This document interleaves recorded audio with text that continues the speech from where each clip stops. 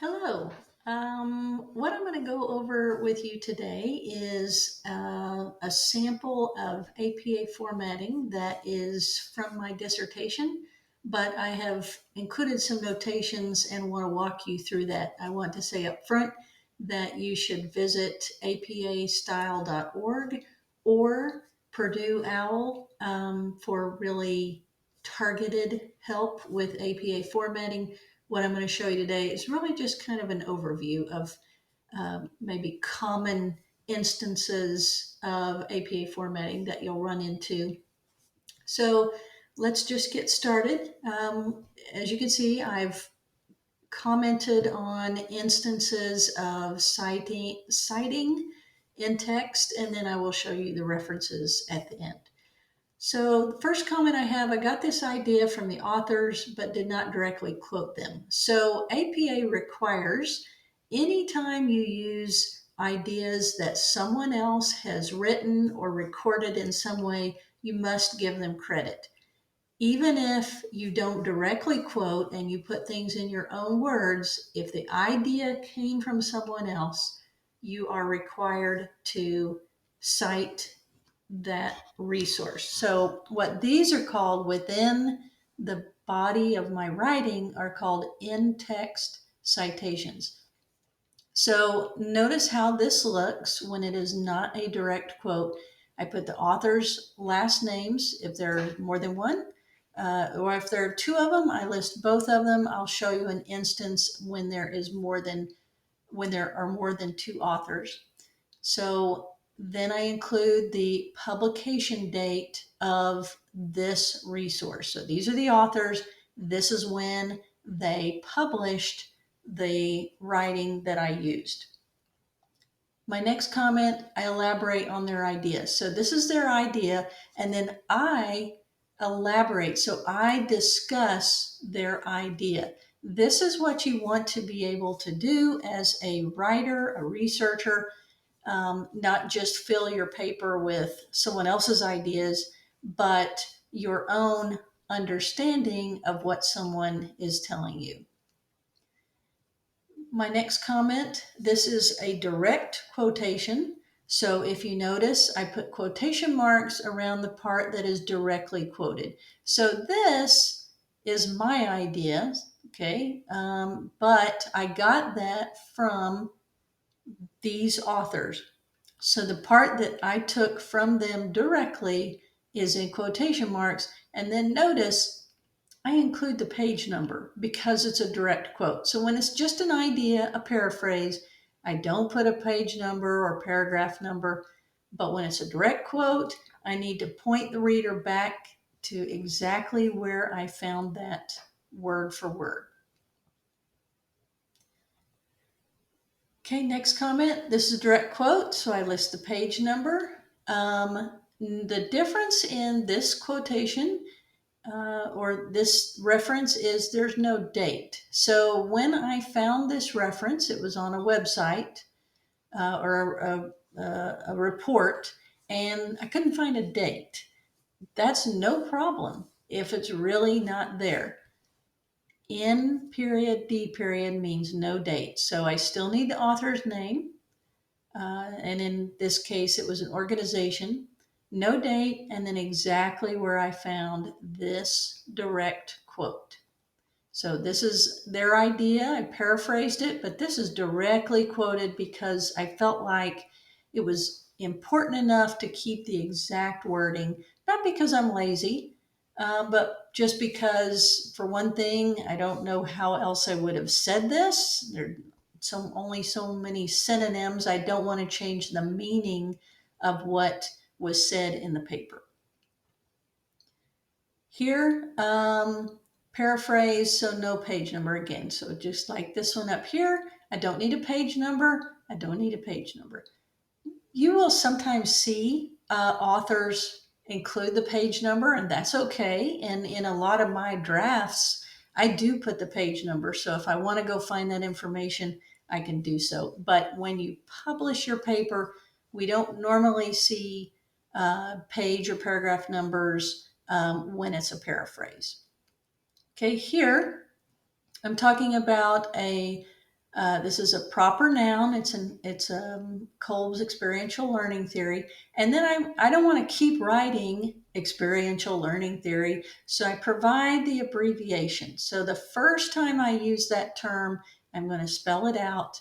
But after that, I can just provide the abbreviation, and that's good enough. Next part, wrote about these authors in his paper, so I use him as the resource. So I'm saying these guys, okay, Dewey, Piaget, and Vygotsky, and others, I read their work, but it was in Kolb's book. So Kolb is the one that read directly from these researchers. So I'm only going to talk about Kolb's book because I didn't read this for myself. I read Kolb. So that's who I'm going to reference, not the original writers. Okay, now I wanted to point out that sometimes when you see quotation marks is not necessarily a direct quotation. So uh, this "so what" and "now what" are in quotation marks because they're questions that you would ask yourself with this learning theory. I also want to point out the difference between IE, so I dot E dot, and E dot G dot, so EG. IE means exactly what I'm putting in the parentheses following IE. It's only so what. EG means for example. So make sure you use those. They are not interchangeable. IE again means exactly what's following. EG means for example.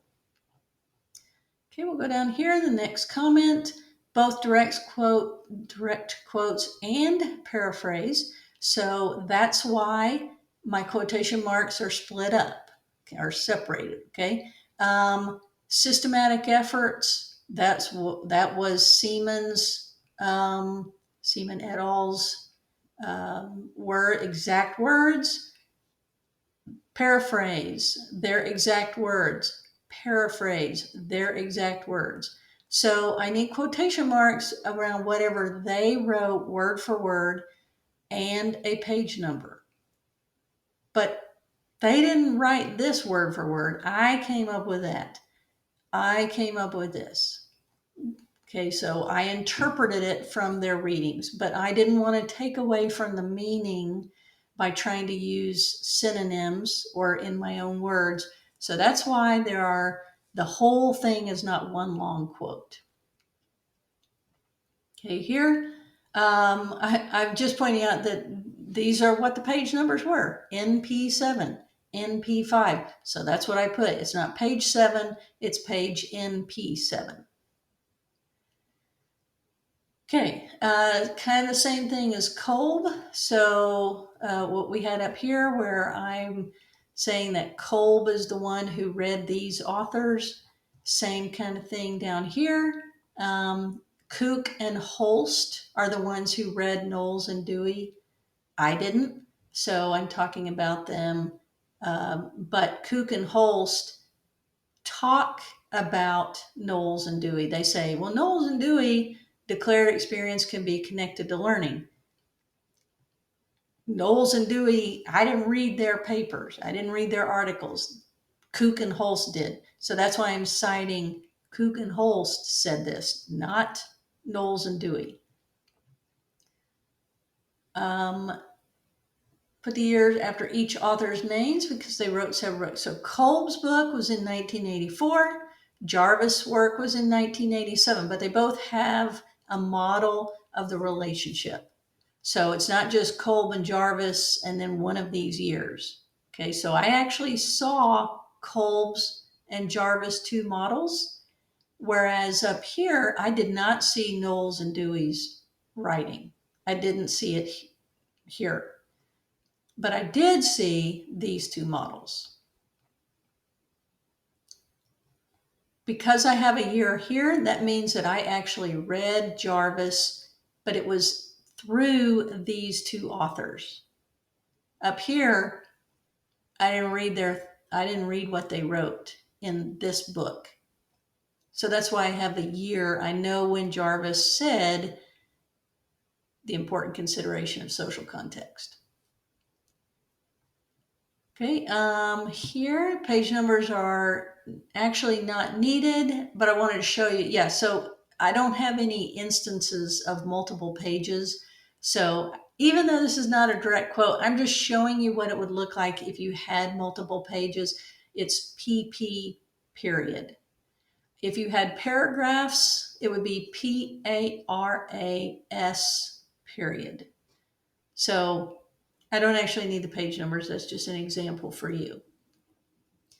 Okay, notice the comma is after the citation. So what I see students do sometimes is they'll put the period or the punctuation at the end of the sentence here instead of after the citation. The citation becomes part of the sentence, so the punctuation goes after the citation. Same thing here. The citation is part of this clause, so the comma goes after the citation. Here's my example of e.g. means for example, so remember that I had IE earlier, and here's EG meaning, for example, the student who's learning about briefing in general. Okay, so that's the difference. IE means exactly, EG means for example. So here I'm made up sentence, so, but EG, for example, IE, I'm listing all the military branches, exactly these. If I only had Army and Navy, I could put EG. Okay, this is the format for a quote of 40 or more words. So when it's a short quotation, you just put quotation marks around it, right? And then put your author and page number. But this was a really long quote. I can't remember exactly how many words, but more than 40. So you start it according to Evans et al. And you put your year, and then you come down and indent the entire quote. You do not put quotation marks because this formatting, the indent, the block left indented lines tells you this is a direct quote. So no quotation marks, but notice I still need the page number. Notice the period is at the end of the sentence, not the in-text citation. Okay, so little rules you have to pay attention to. Now, this is, these are what the references should look like. Normally it's a separate page, but I didn't want to do that just to save room. So notice I have last name, initials, and there's a space between each initial. So this author has three names prior to his last name, and this author just has his first name. He does not have middle names. And then the year, and then the title of the work. This is a journal article. The title of the journal is in italics. This is the volume, meaning the year. 5 is the issue. So say this is year 12, issue 5. So for example, 2012, May. But the volume isn't necessarily the calendar year. It's just how many years that journal has been publishing. So they've been publishing for 12 years, and this is the 5th issue. Could be the 5th month, could be every other month, however often they publish. And then all the pages, not just the ones I used, but all the pages. So this article starts on page 23 and goes through page 35. And then I retrieved it, the month, day, and year from whatever URL. Okay.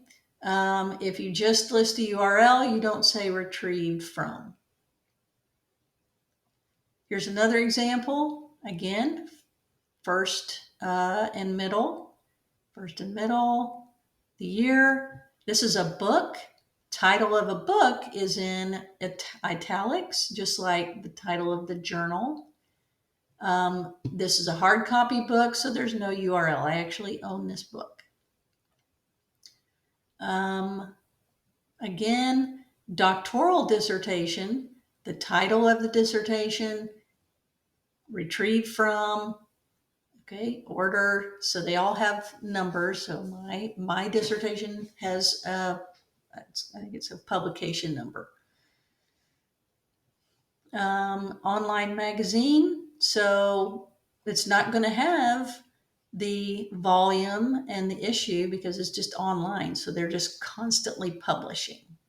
Notice I put the entire dates, not just a year, because that way, if I want to read this article, I know exactly when it was written. Here, I have five authors. So I was just telling you, in your paper, you only list the first name et al. So if you have 3 or more authors, you only list the first one, and that's in your in-text citation. So just for example, I think I saw that. So here I have 2 authors, so I'm only listing their first 2 names, but I remember, yes, Seaman et al., because there were 3 authors there. Okay, so I know this was quick, and this is available for you in the course forum. Again, it's not every example of what you're going to encounter, but it's probably the most common examples. I still would like you to visit Purdue OWL and APA style blog, because they're going to give you exactly what you need. In case I've made any errors in this paper, I don't think I have, but in case I have, those are always the best resources to use.